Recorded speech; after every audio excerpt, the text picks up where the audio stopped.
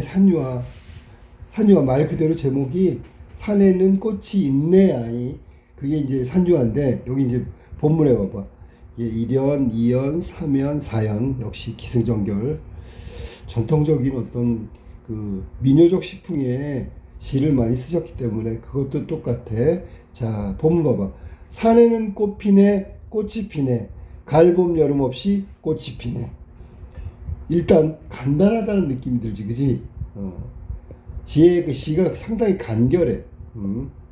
자, 일단 눈으로 보는 거 잠깐 해볼까? 뭔데? 이렇게 뭐뭐하네, 뭐뭐하네, 뭐뭐하네 이런 게 반복되고 있잖아. 맞지, 그지? 그 다음에 여기 산이라는 공간에 대해서 잠깐 얘기하면, 이 산은 말이야, 꽃이 피고 꽃이 지는 공간이야. 그걸 따지면 생성하고 또 소멸하는 그런 공간이다. 생성과 소멸이 함께 이루어지는 곳이 산이야. 그리고 꽃은, 여기선 꽃이라고 하지만 물론 산에 있는 꽃도 제 대표적인 게 꽃이겠지. 산에 있는 모든 것들 여기에 만들어졌다가 여기에서 사라져 버린다, 이렇게 해석해도 되겠지. 그러면 이 꽃은 만물을 상징한다, 이렇게 할 때 만물, 이 세상 모든 사물을 상징한다고. 그리고 생성과 소멸하는 공간은 산이다. 꽃이 피네. 여기서 피네야, 피네. 그 다음에 핀다는 게 생성이고, 가을 봄 여름 없이. 자, 가을은 우리가 알다시피 가을은 가을을 말하는 거야. 가을 봄 여름 없이. 원래는 봄 여름 가을 없이인데 가을 봄 여름 없이. 그 순서대로 한다면 순환이라고 해야 되겠지. 순환. 조금 다르지만 순환하고 있는 거야. 그 다음에 가을 봄 여름 없이 꽃이 피네. 여기 우리가 지금 보면 꽃이 피네가 반복되고 있다. 꽃 피네가 꽃이 피네. 이건 약간 변형이지만 반복하고 있는 거야. 뭐뭐하네, 뭐뭐하네, 뭐뭐하네는 운율이 만들어지네. 그리고 꽃이 피네, 꽃이 피네, 이거는 반복하고 있다. 자, 그러면 여기는 처음에는 생성하다가 소멸로 이어지는 거고, 그리고 계절도 순환하는 거고. 여기 지금 보니까 산은 화자가 실제로 살아가는 공간이 아니야. 그러니까 바라보고 있는 공간이야. 그러면 떨어져 있는 공간이라는 걸 명심해. 그걸 뭐라고 하냐면 거리감이라고 하는데, 화자와 산은 거리감이 있다. 이게 뭐냐면, 화자는 인간이고 산은 자연이야. 자, 인간과 자연이 하나가 된다? 사실은 아니라는 얘기지. 하나가 될 수 없다. 분리, 거리감. 화자와 산의 거리감을 이야기한다. 자, 일단 여기 보니까 어떤 느낌이 나냐면,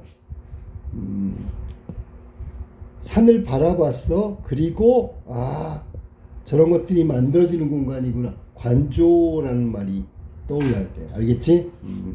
그 다음에 두 번째는 절제. 아까 내가 관결하다 그랬는데, 절제. 할 말을 다 하지 않고 뭔가 여운을 남기면서 이렇게 딱 가지고 있단 말이야.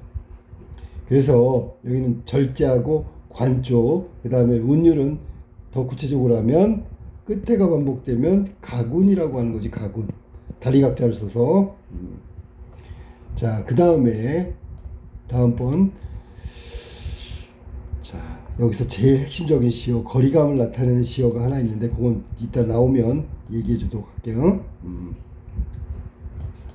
자, 산에 피는 꽃은, 산에 피는 꽃은, 이렇게 꽃이 피어 있는 곳인데, 요 산에도 피어 있고 저 산에, 이거 이제 시각적으로요. 시각적으로 시행을 배치했다. 왜냐하면 꽃이 있잖아. 이 산에도 피고 저 산에도 피잖아. 그러니까 이걸 산에 피는 꽃, 이게 아니라 이 산에도 피고 저 산에도 피는 꽃은 이렇게 따로따로 얘기하는데, 시행도 이렇게 따로따로 놔둔 거야. 일부러 시각적으로 표현하려고. 피는 꽃은, 자, 그 다음에 아까 얘기 나왔던 저만치야. 이게 거리감이란 말이야. 저만치가 뭐야? 요만큼 뚝 떨어져 있다고. 혼자서 피어있네, 뭐뭐하네 또 반복됐지, 그지? 여기서는 혼자서 비어있네. 정서 하나 따져볼게. 이건 고독이야. 고독의 정서. 혼자 뚝 떨어져 있단 말이야. 그 다음에 뭐뭐 하네 뭐뭐 하네. 요 운율이 또 반복됐다. 피어있네도 마찬가지지만. 문제는 뭐냐면 잘 들어. 학교 선생님마다 좀 다르게 가르쳐 준다는 게 그거야. 이 저만치 혼자서 이 부분 있지. 저만치 혼자서가 과연 뭘까?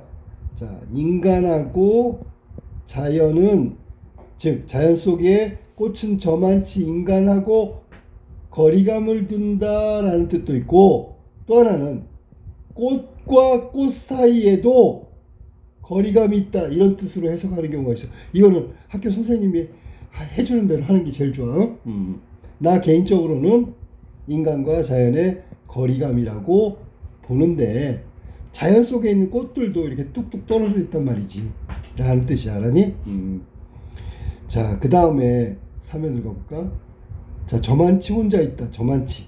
꽃과 꽃 사이의 거리감도 되고, 인간과 자연의 거리감도 되고, 뭐 그 해석은 여러 가지로 해석할 수 있겠어. 대상 간의 거리감이라고 생각하면 되고, 또 하나 그 거리감은 정서상의 거리감이라고 해도 된다. 지금 해석을 어떻게 하느냐에 따라서 완전히 좀 다른데, 이 거리감을, 요건 이제 이건 정서상이야. 정서. 인간과 자연이 하나가 될 수 없다. 자연은 자연이고, 거기는 만물이 생성하는 그런 곳이고, 인간은 거기에 끼지 못하면 거리감을 느끼는 거고, 이 꽃과 꽃, 이거는 정서상의 거리 말고 대상 간의 거리라고 보통 얘기하는데, 대상 사이의 거리감을 나타낸다. 뭐 이건 실제 거리겠지, 그지? 자, 해석은 그렇게 하고요.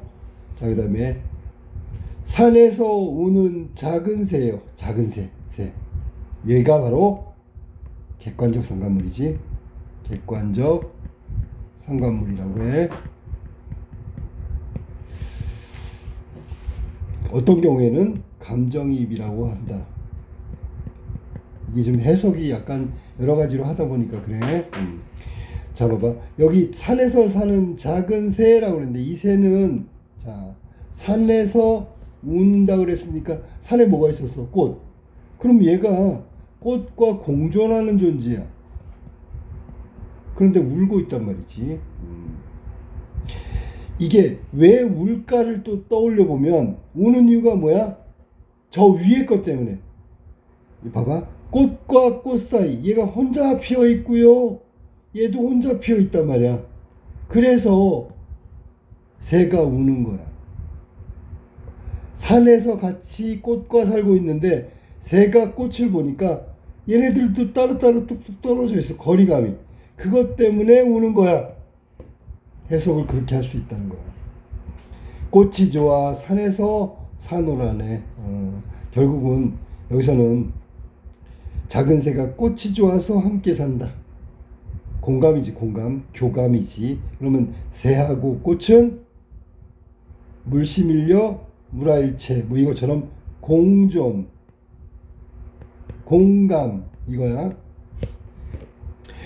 새가 산에서 우는데, 울며 살지만 산에서 살고 있는 거거든. 이 얘기는 꽃과 함께 살아가는 것이지. 그리고 꽃과 새가 함께 살아가는 거, 이게 교감이고 공감이고 일체감이다. 그러니까 함께 살아가는 거지. 자, 그 다음에 산에는 꽃이 지네. 꽃이 지네. 좀 달라졌지, 그지? 요번에는 소멸이네. 소멸. 사라져가는 거, 소멸을 의미하는데, 문제는 위에서 말한 대로 또 운율도 계속 이렇게 반복되는 부분도 있어. 근데 이거 어디서 많이 본 건데? 일어나고 똑같잖아. 약간 변형됐지. 다른 말로 변주됐지. 그러니까 얘는 수미상관이라고 해야 되겠지. 수미상관의 효과, 시의 운율, 네 글자로 있는데, 시의 안정, 시의 여운, 의미 강조. 이게 수미상관의 효과야. 네 가지니까 객관식 내기가 너무 좋아. 역시 마지막 부분은 사연은 일연처럼 절제. 그 다음에 간결하다는 거. 그 다음에 관조. 동일하게 해석하면 돼. 피냐 지냐 요 차이만 있을 뿐이니까. 알겠지? 자, 그래서 이 시는 고독감을 느끼는 존재, 그게 바로 꽃인데, 이 고독감이 인간의 고독감으로도 해석할 수 있는 부분이 있어. 자연에 융합되지 못하고. 꽃과 새는 공존하고 공감하고 일체감을 가지고 있어. 하지만 인간은 멀리 떨어져 있어. 이럴 때 거리감을 해석하는 경우가 있고, 또 하나는 산 안에 있는 꽃과 꽃들도 일정한 거리와 간격을 두고 있다는 거야. 거기서 오는 외로움, 그리고 외로움을 수용하는 작은 새의 울음, 그래서 그것들이 어우러지니까 산이 되는 거야. 알겠지? 자, 그래서 거기에 마지막 산에서 혼자 피어 있는 거 한번 해볼까? 그랬더니 얘가 대칭이 되어 있다. 대칭. 어떻게 대칭이 되어 있나 볼까? 위에 봐봐. 산에는 꽃 피네, 꽃이 피네. 길이를 봐봐. 갈보모로 여름 없이 꽃이 피네. 그리고 여기 밑으로 가볼까? 산에는 꽃이 지네, 꽃이 지네. 갈보모 여름 없이 꽃이 지네. 그러니까 이걸 딱 반을 접으면 이령과 사연이 포개지지. 이런 걸 대칭이라고 하는 거야. 자, 인간과 자연의 거리감을 노래한 산유화 김소월의 시였어.